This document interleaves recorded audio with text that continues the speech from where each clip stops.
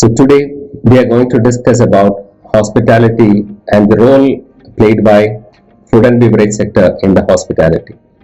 Learning objectives we have in front of us include to orient the learners to the nature and functions of food and beverage industry, to describe the subsectors involved in the food and beverage industry, what are the elements under that comes under the F&B industry, to comprehend the management and ownership types in the industry, and explain the types of food production services. That is very primary things that every student should know, and to describe the menu planning and the purpose of a menu planning. And these are the objectives we'll be dealing with in this particular module. In fact, hospitality is part of the tourism industry, and food and beverage has very significant role in the hospitality as well as in the tourism. Let us see what is hospitality and the importance of food and beverage sector. Hospitality, the word meaning a very warm reception, welcome that we can provide to the guests who are coming to a place. But nowadays what happens is it represents an industry. The hospitality is an industry nowadays. It's a term used for representing the whole industry that provides accommodation as well as food and beverage and other sort of things. The hospitality industry is a part of larger enterprise known as travel and tourism industry. So it's a component of tourism industry. The travel and tourism is a vast group of businesses. It's an amalgam of businesses with one goal in common, providing necessary and desired products and services to customers and travelers.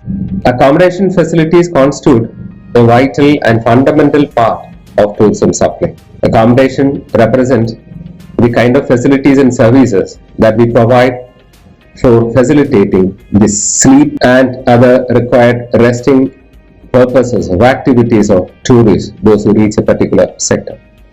So accommodation itself is a vast sector which consists of varied sectors inside. Among important inputs which flow into the tourism system, the accommodation is forming a vital component of tourism infrastructure.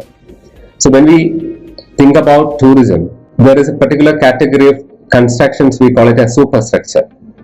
In fact, accommodation and the hospitality sector comes under the category of superstructure. Infrastructure represents the basic facilities and the kind of amenities that are required for the survival, the business of, for the functioning of tourism. But superstructure is beyond that. So hospitality industry, particularly the hotels, the accommodation sector is part of the superstructure of tourism. Hospitality is certainly, it's a service industry. It provides a particular service so that the tourist will be getting an experience. The experience is connected to stay. The experience is connected to sleeping and taking rest. So this industry provides the experience of having comfortable, safe and pleasurable stay in a particular place. And particularly this sector aims to serve and satisfy the guests, those who are visiting a place. The guests here are the tourists. And this industry includes companies and organizations which provide food or drink and or the accommodation to the people who are away from home. So the significance is here that the tourists, the guests, those are arriving in a particular tourist destination, they are far away from that location. That means they are strangers over there. So the hospitality industry has to take care of the strangeness aspect of the visitors over there. Though it's a service industry, this industry can meet the needs of people with a feel of welcome and goodwill while they are away from their homes. If a sort of warmthness, a sort of comfort, a sort of welcome has to be felt by the visitors. So that is the significance of hospitality. The industry provides service to people when they are away from their home and sometimes even when they are at home. For example, home delivery of food would be part of the hospitality industry. When it is a home delivery, it is part of the food and beverage sector, which itself is a part of hospitality sector. In the case of home delivery, the food is being served, food is being provided to the customers, those who are sitting in their home. So there, The tourists are not away from their place, rather the consumers are, rather they are in their place itself. Food and beverage, lodging, recreation, travel and tourism are all in one way or other considered as part of hospitality sector. We can find a range of businesses in it. A wide range of businesses can be seen in the hospitality sector. They can be small, large, privately owned, publicly owned businesses. So that means the variation, the classification, the typology can be so large. The hospitality and tourism industry reaches every corner of the globe. That means nowadays it is not limited to developed countries or certain regions, but it is there across the world.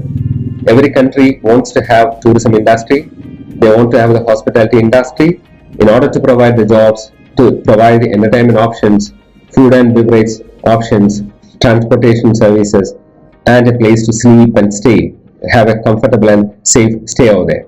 The objectives of the hospitality industry, it is very important. The managers and employees, those who are working in the hospitality industry, need to understand what is the fundamental purpose of being the part of the sector. Most importantly, we need to understand the tourists are strangers, the guests are strangers, so they have to have a feel that they are being welcomed. So the primary objective of hospitality industry is making the guests feel welcome personally by the host, by the industry professionals. And making things work for guests, we have to provide very clean and very good working conditions and a sort of environment over there. And ensuring that operation will provide service and meet its budget. That is also very important. The economical aspects of it.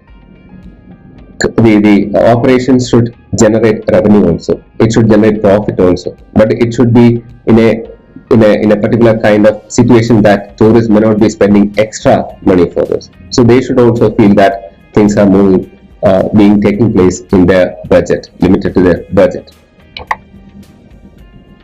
There are large number of different kinds of hospitality sectors can be seen in the parlance of hospitality industry.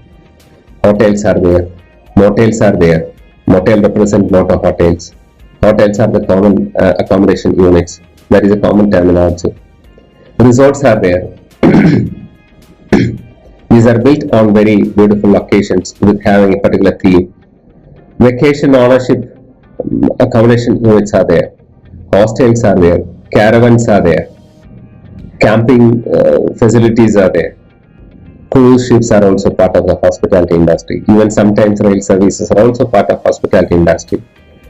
Car rental services are also part of hospitality industry. Coaches or bus services, particularly that are connected to tourism, that is also there. Restaurants are there, fast food centers are there, wine merchants are there, theme parks are there, natural attractions are there. Gaming entertainment options are there. Travel agencies are also can consider travel agencies as part of this one. Convention bureaus are there. Tour companies are there. Suppliers are there. Taxi services are there. Cameras and film provision centers are there.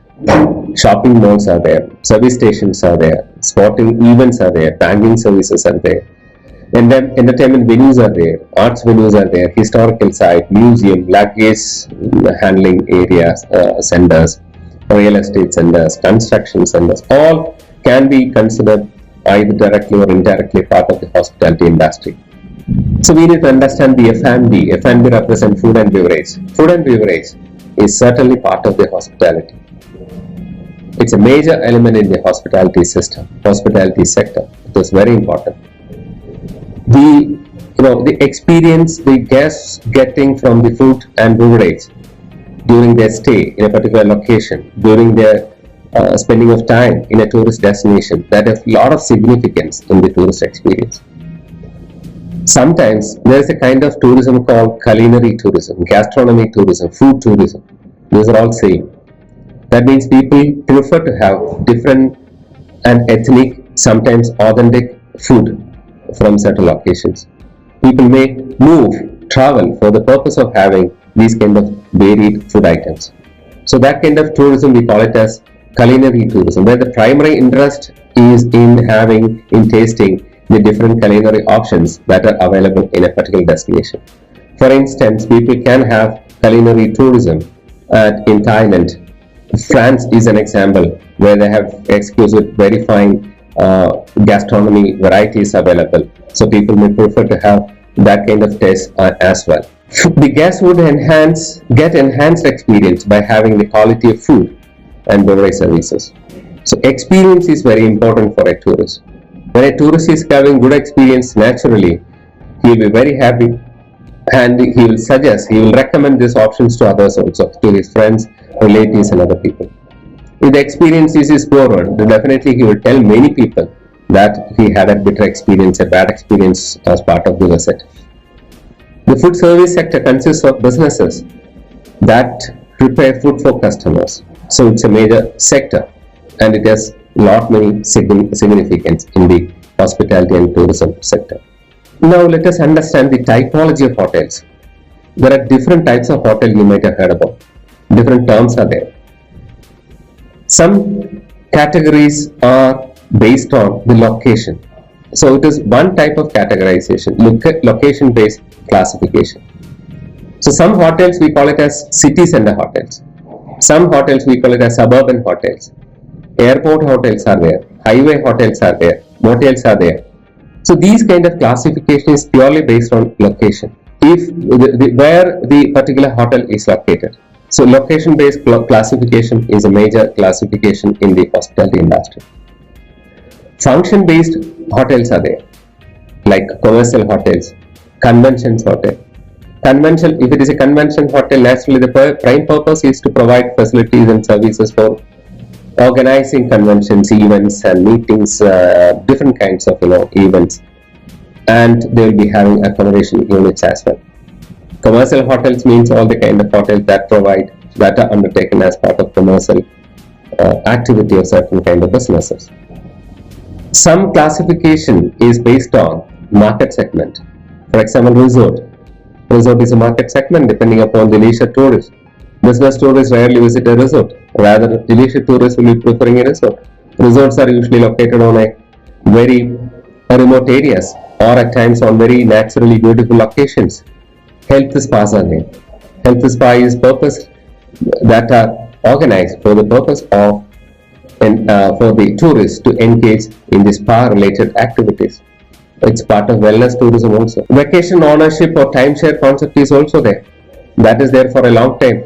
A period will be dedicated for the owner of that particular resort or a hotel. Casino hotels are there where gaming activities are there. So these kind of things are there where the classification is completely based on the type of the market segment which it will be serving. Then distinctiveness of property based classification is also there. How the property has certain kind of differences, distinctiveness. So that is one reason for classifying.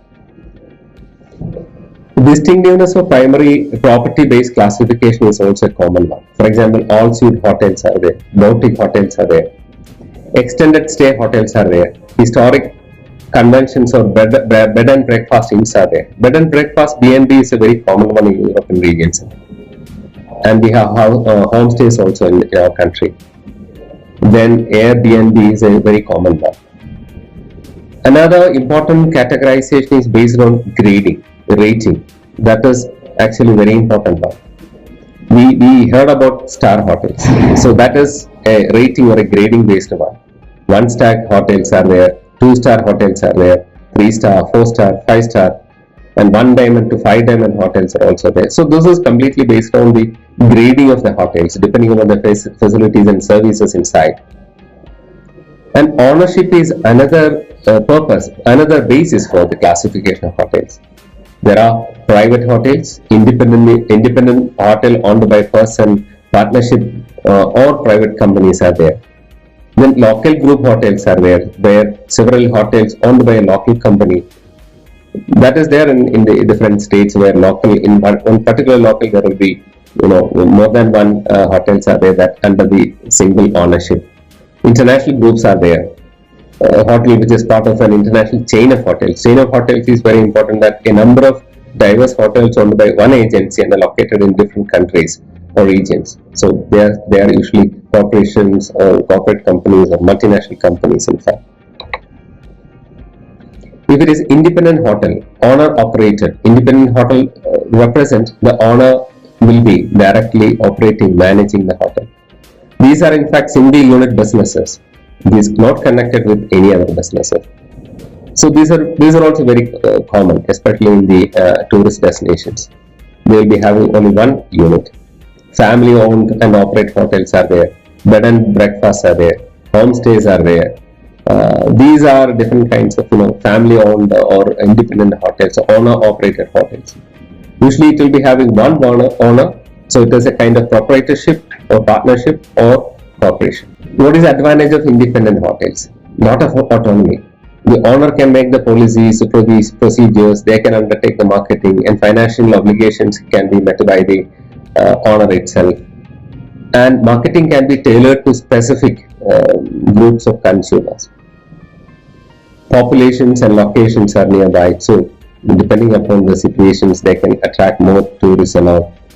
A lot of flexibility is there in terms of management. They can take the decisions. No need to wait for the decision from the some other superiors and all. Easy adaptation to changing market conditions is another important thing. And there are certain disadvantages as well. More money spent on national advertisement, because if they want to market it, it is very difficult for them. Just for one hotel marketing, because as far as hotels are concerned, their customers are coming from faraway places. So undertaking marketing in all the markets would be very, very difficult. And if something happens, it is a very highly risky one. If something happens, they have to bear the whole risk. And if anything is on loss, then definitely the complete loss will be on the owner. Usually nowadays, what is the problem is travelers look for, tourists look for, guests look for the kind of brands as well. If particularly the upmarket category of tourists prefer to have brands. If it is a single owner one, then having a brand value, it is very difficult. Another very common one is management contract. Management contract is a kind of contract being signed by the owner of the property, and there are certain agencies that can undertake effective management of hotels. Management companies are there. They operate properties owned by other entities. So many of the hotels what we come across, what we see, what happens is the structure, the building may be of somebody else. The owner may be somebody, but it is being run by another agency. So the branch may be given by the another agency that is running that business. Their brand may be used. Owner retains the financial and legal responsibility for the property, and the management company operates the hotel, pays hotel expenses, and receives an agreed upon fee. So when the hotel is being run under this contract, what is the benefit for the management companies? They will be getting the commission or the fee as part of the agreement. That all depends upon what they agreed in the agreement. After operating expenses and fees have been paid, remaining profit goes to the owner. So in fact, owner will be getting the benefit for the capital that is invested, and the profit will come to the owner. Owner then pays debt, insurance, taxes, etc. That is the responsibility of owner. For example, if an investor who did not have an experience on running a hotel, they builds and owns a hotel, investor hires any management company like Hilton or Taj Group of Business or whatever to manage the hotel. A hotel has that particular name either of Hilton or Taj or whatever, and then must follow the standard that are stipulated by the Hilton or Taj, or according to them they have to run the show, run the business. Another example is another type is actually investor with no hotel experience buys a Hilton franchise. So franchise is also possible in this category. The hotel management company hired to manage the hotel for the investor. Hotel has the name of the particular management company. It can be Hilton or any other company, and follow the standards that are stipulated by the management company. Chain hotels are there, multiple unit businesses that have same brand name and possibility of the same ownership. It can be proprietorship, partnership, or corporation. So, but the brand name will be same and it will be having multiple units in different cities or different tourist destinations. Chain hotels may be through a management contract, franchisee or referral group, whatever, different types of business models they will be following.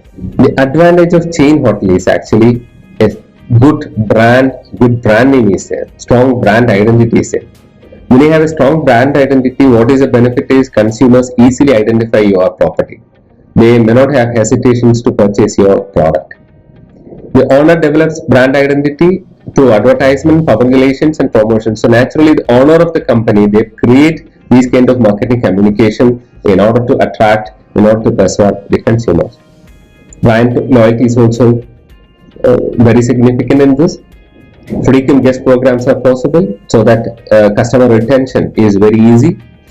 Suppliers purchase in large quantities so that they get lot of commission, lot of reduction can be there for the products. Centralized and specialized services are possible like training, site selection, information system. These can be shared with all the units as well as purchase can be done in a centralized location. Moreover, central reservation center can be there so that advanced latest technology can be used for reservations. But still there are some disadvantages. Very big control by the properties over the properties. So minimum standards, rules, policies and procedures can be possible and less flexibility in management procedures because also when they are managing they have to have permission from both the agency, from the authorities of that management company as well as from the ownership as well. So flexibility is limited as far as the chain hotels are concerned. Franchisee hotel is another important one. It's usually a part of a chain that has been purchased by an outside owner. That outside owner is called as franchisee. The outside owner runs a franchise in the way required by the chain owner. The owner of that is in fact franchisor. There will be established standards for design, for the furniture and for the interior and operating procedures. Everything will be stipulated. That means a hotel, whoever is running that one, they need to follow that. Very big advantages, very strong brand name is there.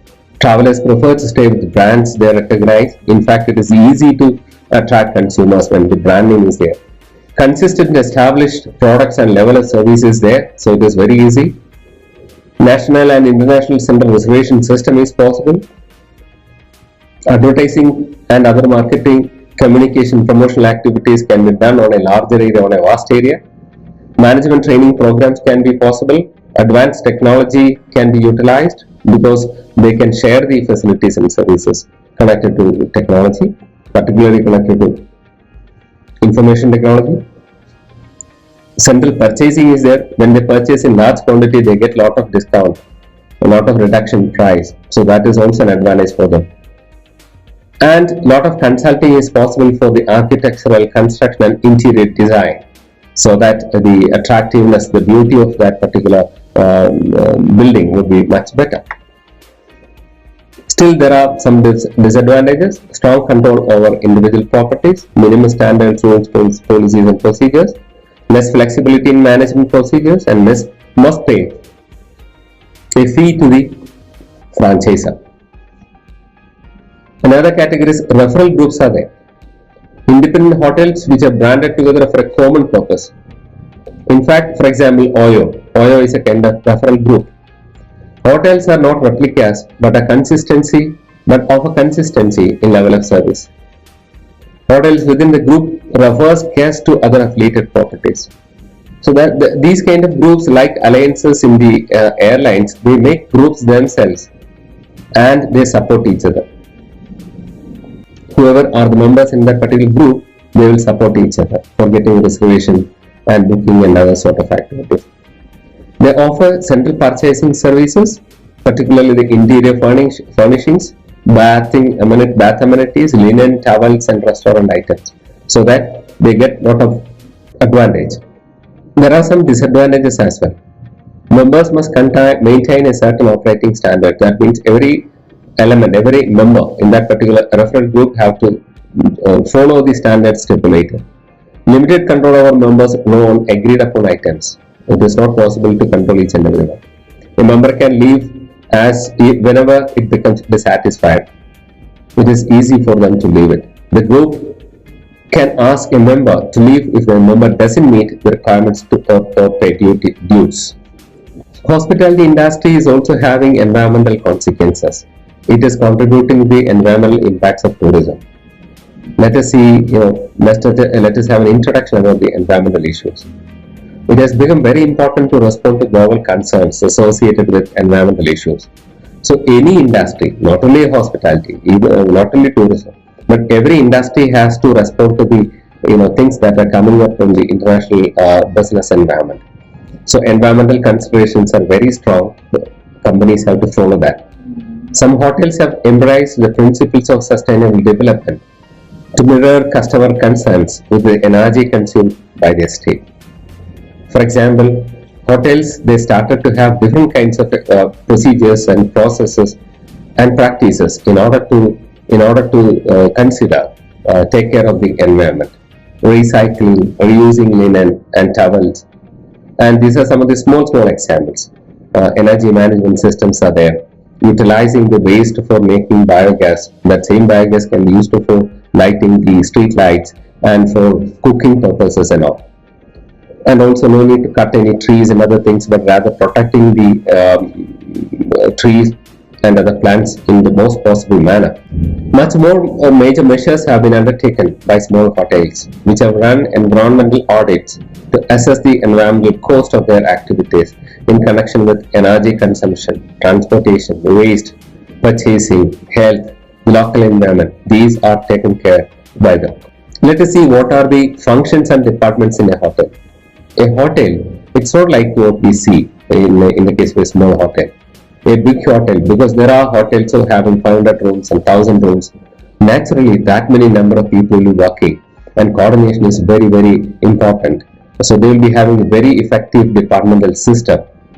Let us see what are the common functional departments in a hotel. Front office, housekeeping department, back office, room service department, restaurant and kitchen, maintenance and engineering department, safety and security department, marketing and sales department.